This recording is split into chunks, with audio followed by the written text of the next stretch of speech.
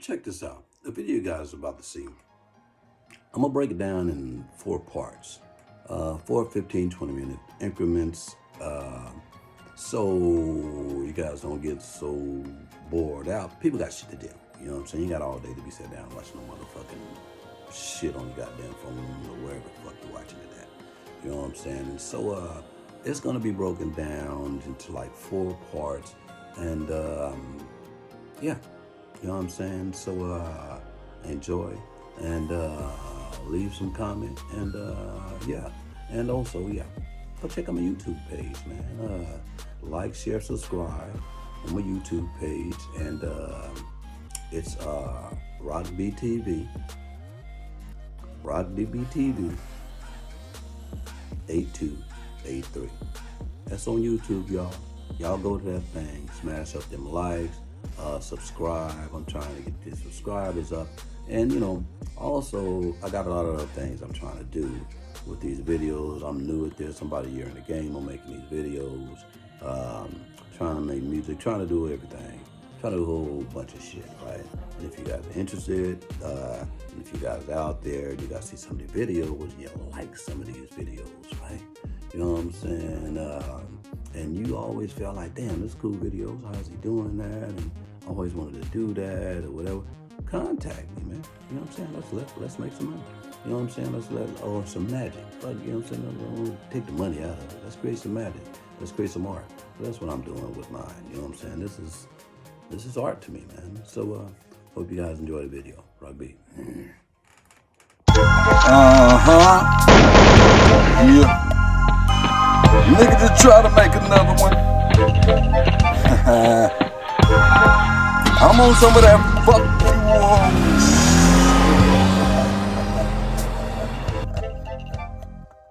Let's go. Just a black hat, just a black hat. Now I, just a black hat, just a black hat. I know you're not talking to me. Just a black hat, just a black hat. Now I. How y'all doing out there? It's another video. You guys see the thumbnail? Not the thumbnail, but the heading. This story is kind of controversial because I don't want to offend anybody with it. Because a lot of people that's involved in this story is still alive, still moving around, and children that's grown up are involved. Don't want to hurt nobody, but these are just my stories. And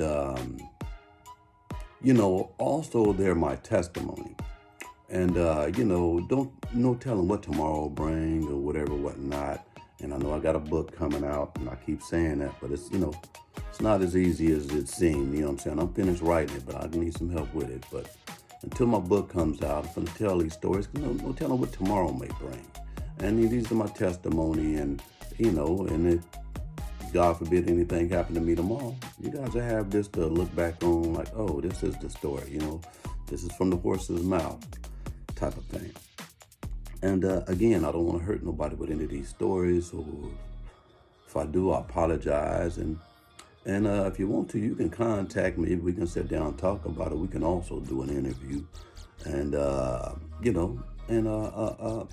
the people, let the world see, let the world know, and things like that, because there's a lot of unanswered questions out there. And so yeah, saying all that, let's jump right into the story. Well, if you guys have been following my gang fight stories and all my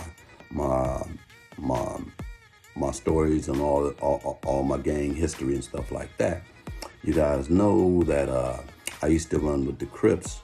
Well, I don't want to say run with the CRIPS, but I used to be claiming Crip, a long time ago. I wanted to say I was a Crip a long time ago. And certain type of events happened that made me change my stance on cripping and switch to sort of claiming blood and things like that. And so these are some of the stories that led up to that. And the Crips has always been smashed. Let's back up. When I joined the 8-Ball Mob clique, and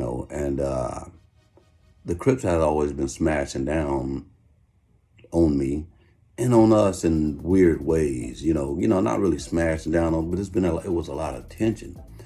And so, and it was mainly partly because, I joined the mob. And plus, the 8-ball mob, you got to call a strike, ball a ball. 8-ball mob was one of the most popular cliques in the area.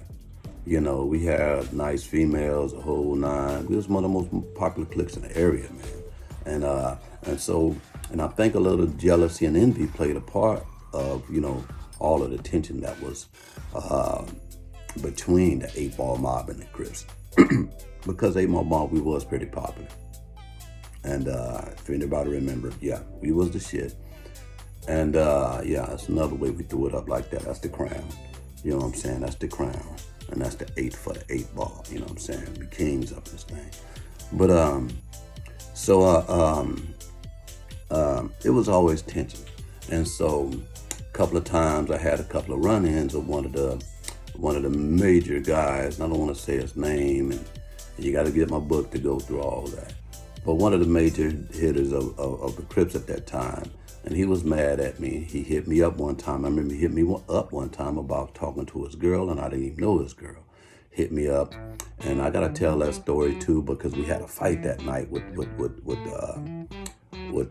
another fight with I forgot what it was. The West Side Big Time Familiar. We had another fight with him, and that's another story. I'll get to that. My brother fought Adam Castro. I don't know if Adam you remember, but I gotta tell that story if I can remember. I gotta write it down.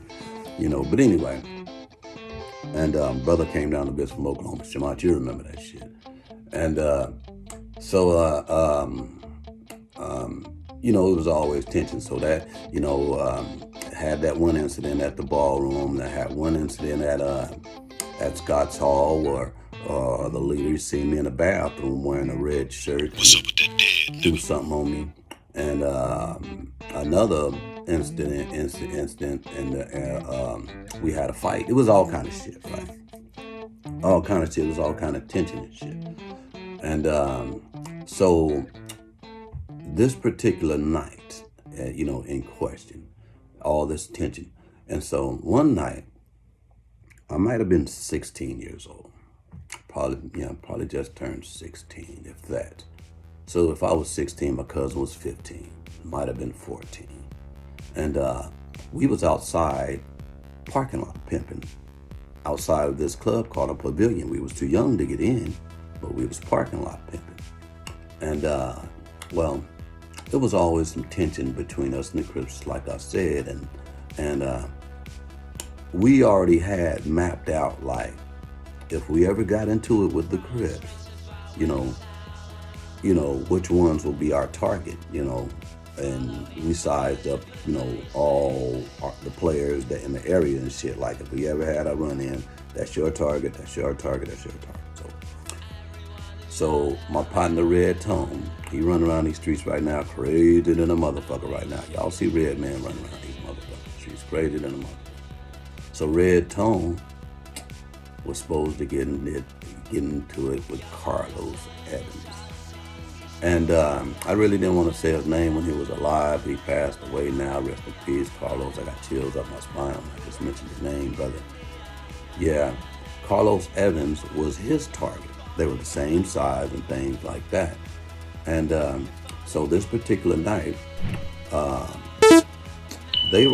Carlos Evans and Slim were parked in a Cadillac, some kind of ways away from where we were parked at. They were kind of like parking lot pimping too.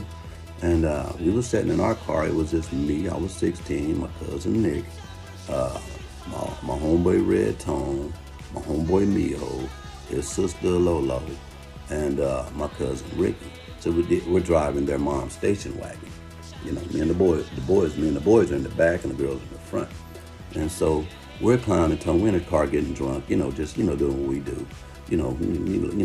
About 1, 2 in the morning, I don't know what, 12, 1, whatever time it was, party hours and shit, club hours and shit. So we just out there, we drinking in the car and shit. And so we clowning Tone, like, cause we see Carlos over there, they're standing outside the car, like smoking or something like that outside of Slim's Cadillac.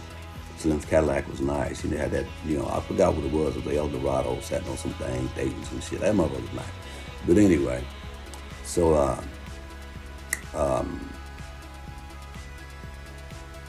we was clowning my partner Red Tone, like, nigga, there's your target, like, And Tone didn't want none. Tone didn't want none, but we didn't really want him to fight. We were just clowning, just young kids clowning and shit. We getting drunk. And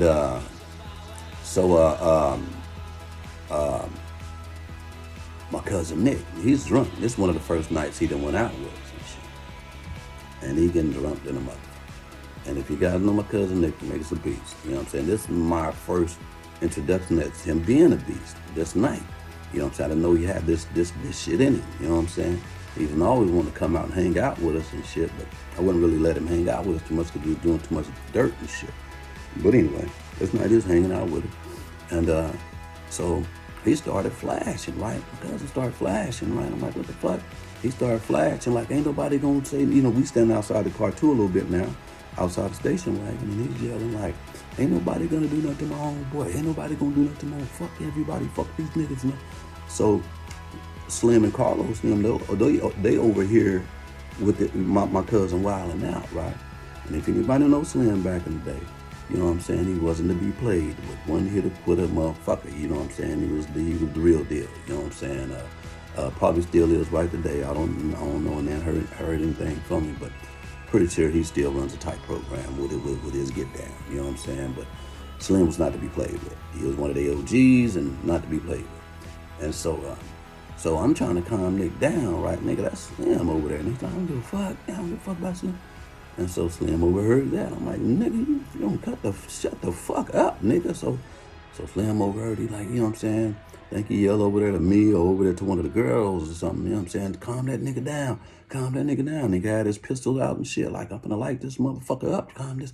So I calmed him down. Like, we calmed him down, got in the car and, make a long story short on that, I was like, man, Slim, my bad, homie, my cousin's drunk, you know what I'm saying, wop. So, make a long story short, we parted ways, so my cousin, my homeboy Neo, him and his mom was staying over off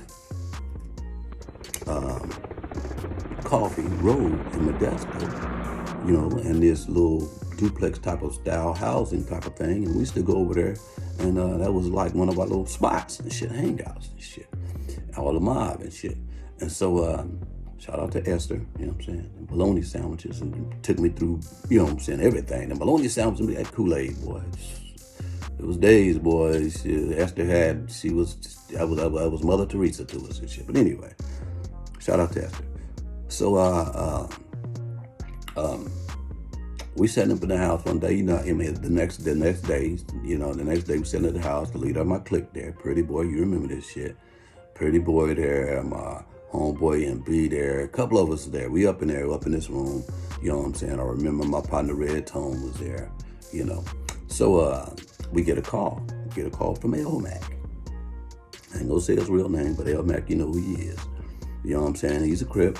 And, but he's cool with us, and that's my partner MB's cousin and shit. And so, we always cool. We was kind of had tension, but not all the Crips, you know what I'm saying? We was cool with everybody. It's Modesto, we're small, you know what I'm saying? Everybody in their family in this motherfucker. So, he would get a call. So the call was like, the Crips want to have a meeting with us at 4th Street Park about, you know what I'm saying, the goings on the night before or whatever it was. Want to have a meeting at 4th Street Park. So the thing about 4th Street Park is every Sundays used to be here in Modesto on the west side of every Sundays we used to cruise. The cruising was everything here in Modesto. Friday and Saturdays with McHenry. I mean, it was the shit. You know what I'm saying? Bumper to bumper. And I got hella stories about McHenry. I got hella stories, y'all. But and it's the and if you was a gangster and you knew the streets, you know what I'm saying, you would cruise Bearbrook and 4th Street at on Sundays. You would go to 4th Street, you would cruise 4th Street, just cruise around 4th Street. People be in the park, you cruise around 4th Street. Everybody got their nice cars, just You know what I'm saying? Motherfuckers out hanging out, cruising 4th Street, all around 4th Street. That big ass park. It ain't hella big, but it's pretty big. You know what I'm saying? Cruising around 4th Street and everybody there barbecuing, playing their music till about 10 o'clock at night. You know what I'm saying? And then after that, you know what I'm saying, police come shut that down. And we go to Bear Brook Park and cruise Bear Brook, that one way in, one way out park. It's like a gay park now. They didn't shut it down and all that old shit. They doing all kind of little homosexual activities going on over there. It's a lot of crazy shit going over there now. But they need to shut the park down. But it used to be a gangster ass park, and you had to know somebody to be up in that park, because you fuck around and get murdered up in that motherfucker and shit. But you know what I'm saying? After 10 o'clock, we go to cruise Bear Brook to about 2, 3 in the morning till the police shut us down and shit, and we'd be gone home. But anyway, we were supposed to have a meeting at 4th Street Park with the Crips about, you know what I'm saying, about Nick wilding out, right? My cousin wilding out. So I don't know if Nick was there when the call came. He might have been there when the call came. I don't know. He might have been there when the call came. But for whatever reason, we had to go. I don't know if it was that night or the next night, a couple of nights later, we had to go to 4th Street and meet these niggas. And one of the rules was no one bring any weapons. You know, this is going to be straight up. You know, we're just going to be men talking, right? But, you know, yeah, we knew better than that. So, okay, so Sunday night comes, so we go into 4th Street. So we, you know what I'm saying, we get a meeting, you know what I'm saying, the meeting is, you know what I'm saying, we just gonna power these guns up, you know what I'm saying, in my partner's car, you know what I'm saying, and my partner's gonna be parked on one side of the street, you know what I'm saying, we gonna have this meeting, and if shit get funky, we gonna run to the side of the street and get our pistols and let these niggas have it, you know what I'm saying, but we're gonna put a pistol on my cousin Nick, give him a pistol on him, you know what I'm saying, secluded on him, you know what I'm saying, because, you know, it's all about him, you know what I'm saying, to at least have one pistol on ground and shit, you know what I'm saying, is, you know, let him tuck that and, you know what I'm saying, and work with that, you know what I'm saying, until we see what's going on and shit. So that was the plan. That was the plan. So I remember I go pick up Nick, you know what I'm saying, his mom and them didn't want him to get out, he had to sneak out and all kind of shit, right? Like, mom, the nigga 15 years old, and he was kind of nervous, but if you know my cousin Nick, that nervous nigga goes to killer mode, you know what I'm saying, real quick, right?